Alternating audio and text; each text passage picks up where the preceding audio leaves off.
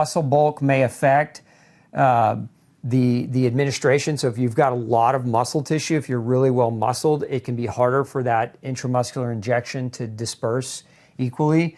And that also that injection can damage nerves and create paresis or numbness and tingling as it damages the nerve. So these are just some of the risks involved with these intramuscular injections. My favorite is the sublingual. The sublingual, number 2, hands down, is my favorite, and here's why. Most people with B12 common deficiencies, most people with the B12 deficiencies have GI damage, especially when they first come see me. There's almost always a GI damage as a result of gluten or some other food that they're consuming that's reduced their ability to absorb B12.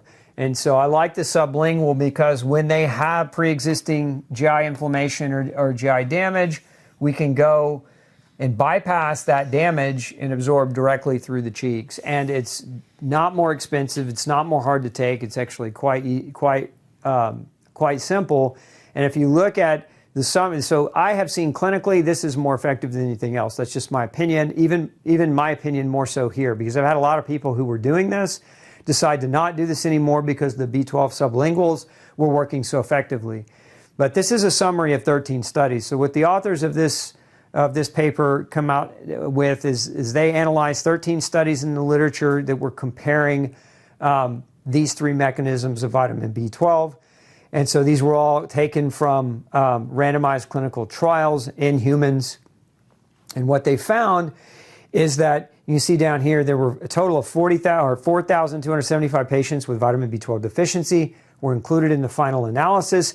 We found that irrespective of the route of vitamin B12 administration, serum vitamin B12 levels were increased. When comparing the different routes, the top-ranked route for increasing levels of B12 was intramuscular route, followed by the sublingual route.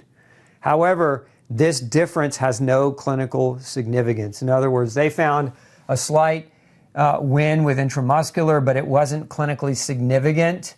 So sublingual being basically, for all intents and purposes, just as effective. So if you're on the fence about these routes, my opinion is that in clinical experience is that number 2 is fine. It'll correct those of you that have that GI damage.